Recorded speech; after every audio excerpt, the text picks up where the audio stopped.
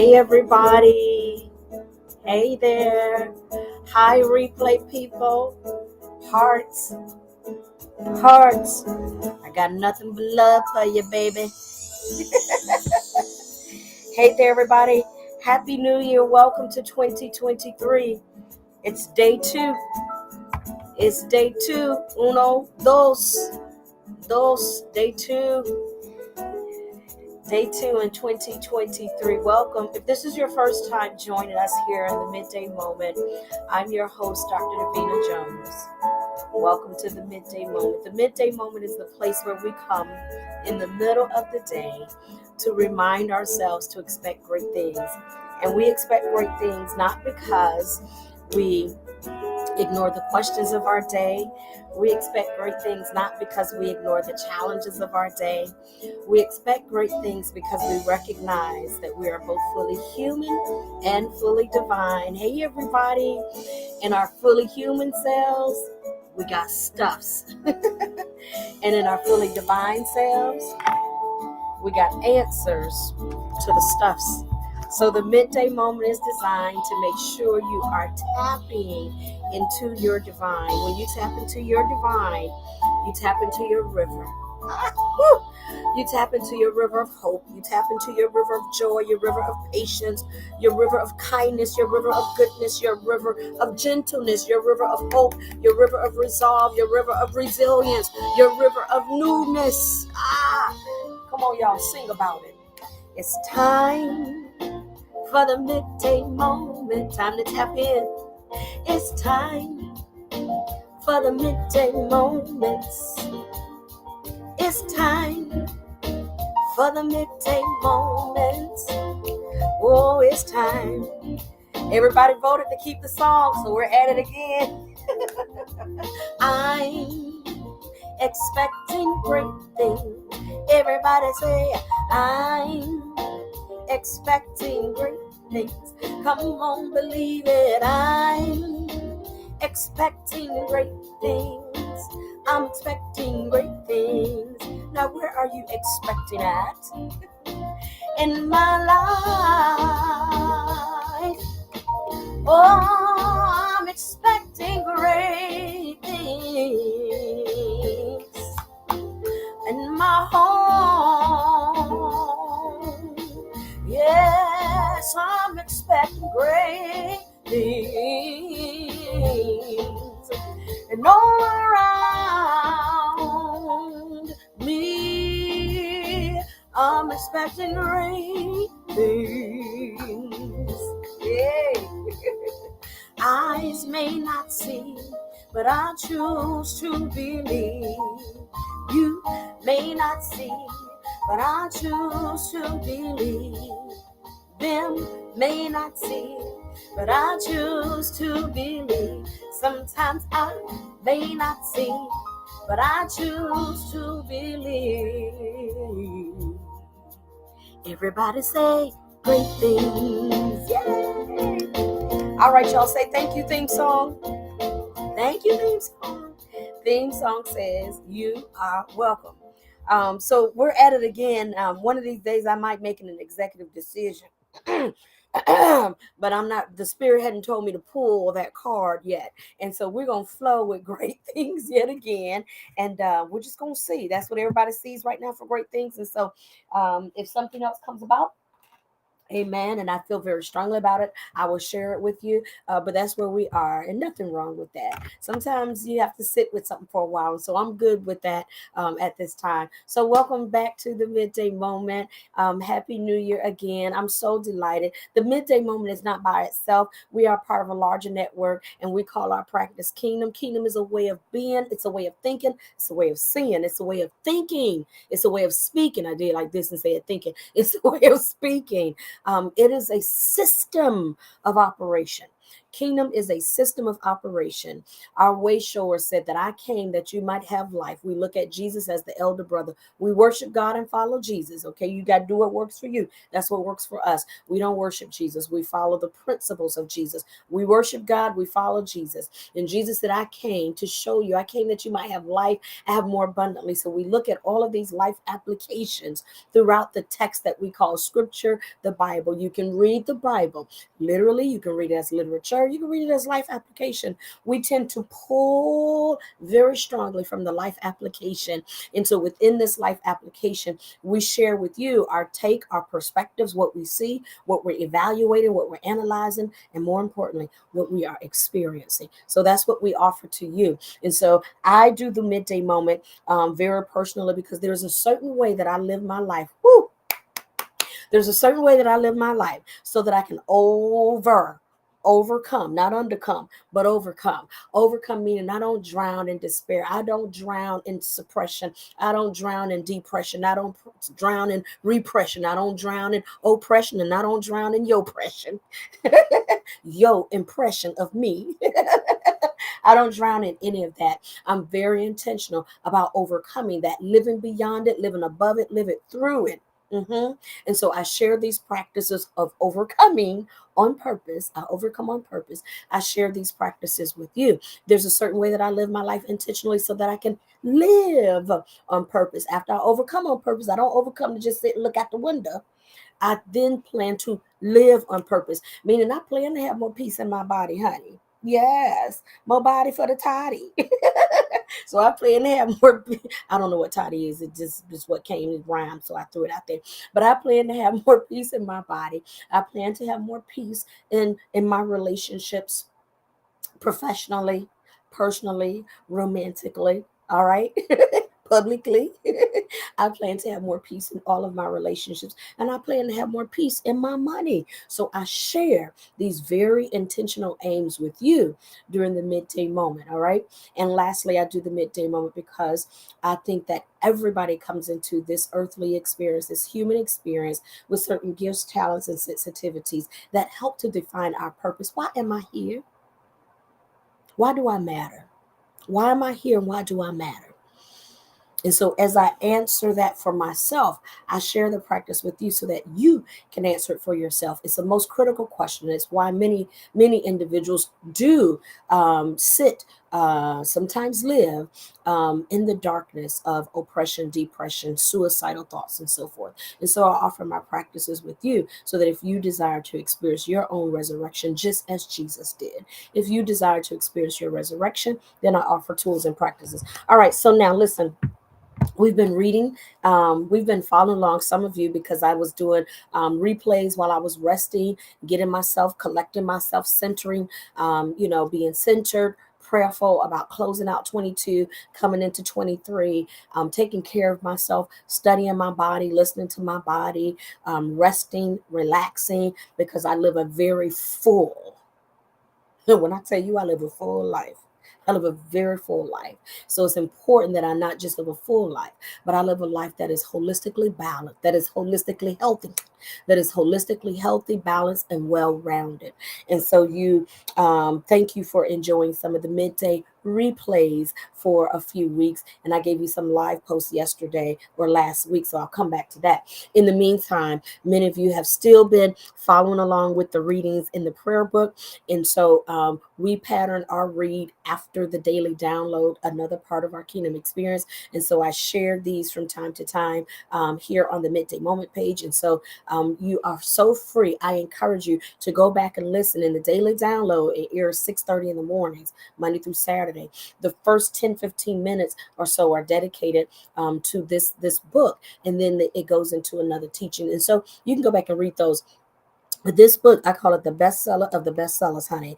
It is a book that really gives you, as I said, a pattern for prayer, a model for prayer. Okay, you you what works for you. Don't work, then fine, you keep going.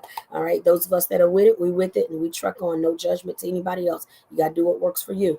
But these prayer models are absolutely life changing, and they're life changing not because prayer changes things. Prayer doesn't change things. Now, if you need to say that to kind of get you to the next phases of life, go ahead. All right, but in another consciousness, what we say is prayer. Prayer in and of itself. Somebody said, "What does prayer do?" It don't change a thing. You're right. Prayer ain't did nothing. It didn't change a thing. What prayer does is it changes you. Prayer changes you so that you can change the thing. As I've said before, you want to see world peace? We it. Read it so you can be it. You want peace? You desire peace? You got to first be the peace. All right. And so prayer changes you so that you can change the thing.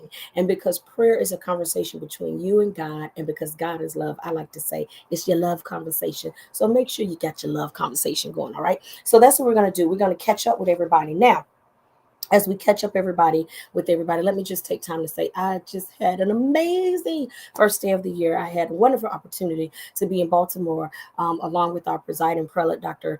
Deborah R. Pulley of the Church of the Everlasting Kingdom, and Bishop A. Bernard Hector, who's the vice presiding prelate for Church of the Everlasting Kingdom, but also the presiding prelate for Kingdom Covenant Ministries Network. And so it was a wonderful fellowship yesterday. We did a one-day trip to Baltimore, and it was absolutely amazing. And I'm so grateful for the time that I had worshiping in that atmosphere and with individuals yesterday. And so I'm back now here in Florida. And it was a wonderful time that I had with my father Bishop and my uncle Bishop. All right, so listen, we're on divine timing in the prayer book. Everybody's on divine timing. Okay, now in the midday moment, we kind of catching up. All right, so on divine timing. Ahead of divine timing, let me just do a quick recap. Now, y'all got to go back and watch and read because I'm gonna do a shortcut. Okay, it'll be shortcut.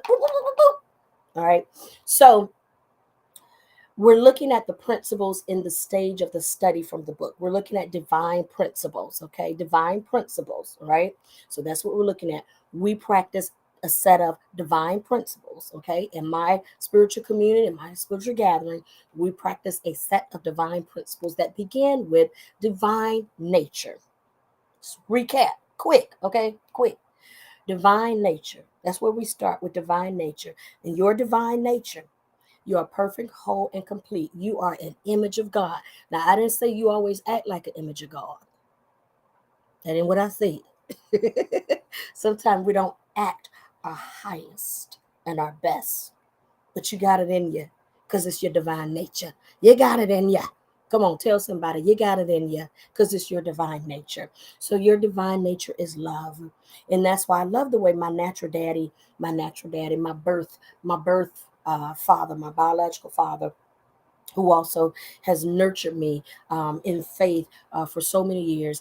My daddy likes to say, my daddy bishop, I got a daddy bishop and a father bishop. My daddy bishop likes to say that the I am cannot be denied, that God cannot be denied, that in the midst of the most chaotic, the most traumatic, the most tragic happenings, look real close and you'll see God. Yeah. People sometimes, even in the most horrific, sometimes, I'm going to say this is going to sound really strange. But I remember watching a segment, I think it was on Profilers, and there was a segment where they were talking about a person that had committed a murder. And in the midst of the murder, there was these little things that he had done in care, in care of the body. Sometimes we try so hard to go against the nature of God, but it has a way of coming out. My great grandmother used to say, it can't slip out of you if it ain't in you. Divine nature is in you, and it has a way of coming out. The question is, how much of your divine nature will you allow yourself to manifest? You already have the Christ mind. How developed are you in the Christ mind? That becomes the question. But divine nature, Oh, it's in your nature, honey. It's in your nature. I was just talking with my sister. I had a wonderful breakfast with one of my sisters, and we were talking about some experiences that we've had in the family, some things we see in our kids, and one of the beautiful, blessed, feminine seniors that she's blessed to be in communication with said on one occasion to us about one of the kids that what was the statement? Uh, they didn't steal it. Something one of the kids expressed, they didn't steal it. I think that was the phrase. It might have been something else. I gotta ask her to remind me. They didn't steal it. They didn't steal it. It's in their nature. They got it from somewhere. I said this is gonna be quick, and I'm just sitting in it. Divine nature. It's in your nature. Love. It is your nature. I know you see domestic violence. I know you see all that stuff. And yet in the midst of that, you see people. They fight so hard, but you see that glimpse of God that comes through. The question is, how much of your nature will you allow yourself to experience and express? And that takes work. So the midday moment is part of that work. All right, what was after that? Was it divine purpose, and divine order? Okay, get back in my book. And so these are just really, really, really, really quick recaps. Okay, so after divine nature. Make sure I'm on target here. Divine purpose. Yep, divine purpose. So that there's a purpose for your life, and you can't go nowhere, nowhere, nowhere, nowhere. You can't go. I went to school. You can't go anywhere until your purpose is fulfilled. All right. You ain't going nowhere till your purpose is fulfilled. Whether that's 2 minutes, 2 hours, 20 years, 100 years. Okay. No matter how long a person has breathed or existed in the womb, the time that they were there, even if they didn't come out breathing, there's a purpose in it all right. It's supposed to be a recap, y'all. And then divine order. There's a divine order in the universe, and everything is happening as it's supposed to. Everything is happening in a divine order. I know it may sound chaotic, but it's chaotic because chaos is order waiting to be deciphered. I didn't quote that. I forget the guy that quoted it. Okay. All right. You can Google it. Chaos is order waiting to be deciphered. I'm going to say it one more time. I'm going to say it one more again. Chaos is order waiting on you, somebody, to decipher it. That's what you see in Genesis. And the world was dark, without form, void, chaotic. God stepped into it and deciphered what was in that chaos that started with light. And let there be light, illumination, revelation. Child, somebody get me some water. Okay, what was next? Lord have mercy. All right, did we caught up? Okay, we caught up. Now, divine timing. Now we caught up to divine timing. I gotta make this quick because I'm here now, 17 minutes. Divine timing. So divine nature, divine purpose, divine order. These are the divine principles that we practice in our spiritual network. Okay. So divine nature, divine purpose, divine order, divine timing. Everything is happening exactly when it's supposed to happen. Not just how, but when. Yeah, it is. Yes, it is. Divine timing. um, Stop comparing yourself. Everything is happening when it's supposed to happen. Oh my gosh, I wish this had happened yesterday. Well, it happened today.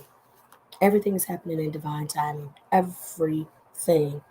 Um, I used to, I used to compare myself because of how I went through school, and I saw some of my other colleagues. They got married and they had kids and so forth. Then they went through school, and because they went through school while they were teaching and got paid for and all this.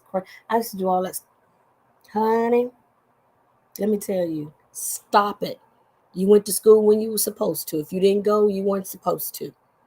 Divine timing. Because you are everlasting energy. Oh Lord, I had started memorizing this.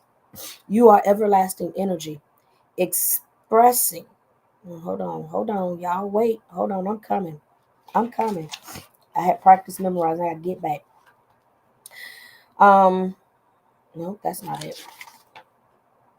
There it is. You are everlasting energy. I am everlasting energy, expressing through the events of my life, calling for soulful experiences that I might be educated. So it's just stuff that's happening. You need it to happen so you can be educated, enriched, and the consciousness of the universe then expanded through your sharing. It's just a part of the process, y'all. Let it be. Let it be. Divine timing. Let it be. Okay. All right. My God. Everything. Here's the prayer for divine timing. It's a full. Let me see. Okay. Here we go, y'all.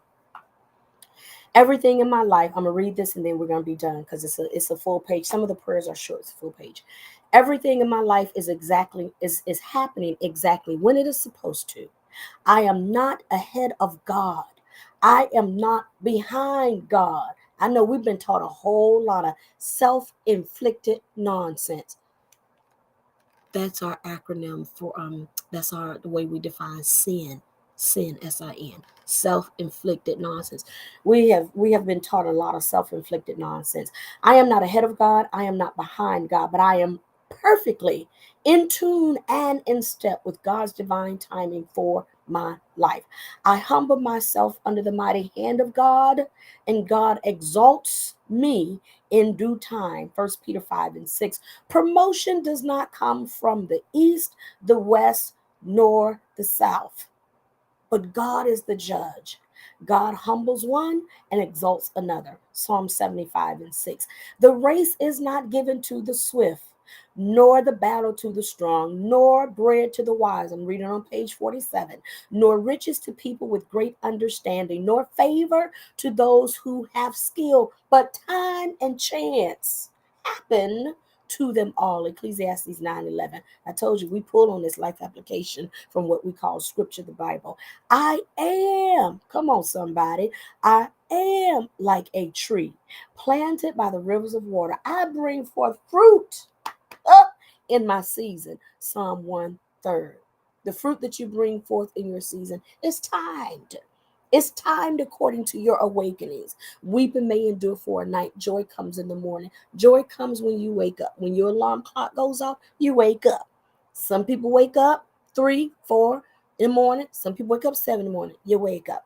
Somebody say, I'm late for work. No, you're not. You're on time because you're expressing something so you can figure something out. We just talked about divine order, chaos, waiting to be deciphered. So if you're expressing chaos, it means you're waiting to decipher some stuff. You're on time. Keep going. All right, come on, keep reading, Davina. Gotta go. And when the fullness of time was come, I'm reading like the old people used to read in church. And when the fullness of time was come, God brought forth beloved offspring. I am God's offspring.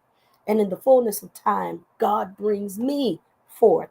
Galatians 4:4. I'm reading the Kingdom Study Bible, the version where we're Dr. Pulley, along with support. Dr. Pulley is writing the Kingdom Study Bible, and so he welcomes the support through various veins. All right, I have come to the kingdom for such a time as this. Come on, Esther. Esther 4:14, last one. I have no need to hurry. I have no need to worry. I have no need to rush or to procrastinate because everything in my life is happening exactly when it is supposed to. My closing, there are lessons and there are blessings. And everything that's happening in your life, it is either teaching you a lesson in unapparent good, or you've been able to acknowledge the blessing, the apparent good. All right. I love you. Thank you for sharing with me and letting me share with you during this time in that we call the midday moment. I love you. God bless you. God be ya. See you tomorrow. Mwah.